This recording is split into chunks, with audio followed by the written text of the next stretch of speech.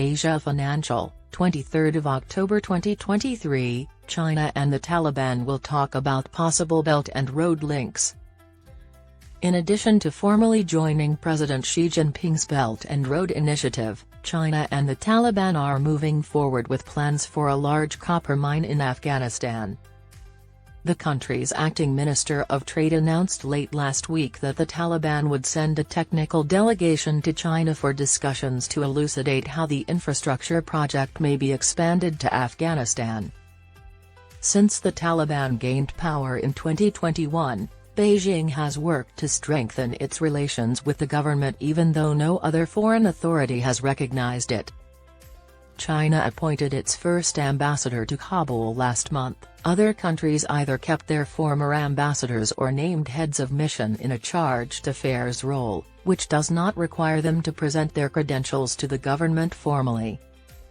In an interview conducted the day after the Belt and Road Forum concluded in Beijing last week, Acting Commerce Minister Haji Nuruddin Azizi stated, "We requested China to allow us to be a part of the China-Pakistan Economic Corridor and Belt and Road Initiative, and are discussing technical issues today." The expansive Belt and Road Initiative, BRI, central portion of Afghanistan's neighbor is the economic corridor in Pakistan.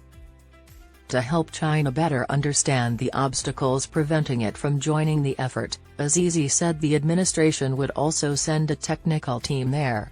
However, he did not go into detail about what exactly was preventing Afghanistan from joining. No simple answers. The talks in Beijing, according to a spokesman for the minister, would center on ideas to construct a road that would pass through the Wakhan Corridor, a narrow stretch of mountains in northern Afghanistan, and offer direct access to China. Officials from China, the Taliban, and neighboring Pakistan stated back in May that they wanted the China-Pakistan Economic Corridor, which is the centerpiece of the Belt and Road Initiative, to be extended across the border to Afghanistan. According to reports, the Wakhan Corridor is an old high-altitude path that has only been for less than half the year. Furthermore, it's unclear if Beijing would instead construct a detour from the CPEC line that passes through Iran. According to one analyst, there might not be any simple solutions because of the worsening relations between Kabul and Islamabad. Security concerns may also have subsided, but many of Afghanistan's most intelligent people have left the nation, and the country is still beset by a lack of governance and widespread incompetence. Mineral abundance. China may have access to abundant and highly sought-after mineral resources in Afghanistan. There are already several Chinese businesses operating there, such as Metallurgical Corp of China Limited, MCC, which has discussed plans for a potentially massive copper mine with both the Taliban administration and the former government supported by the West.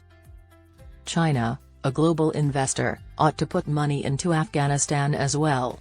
We have what they require, including iron, copper, and lithium, Azizi remarked.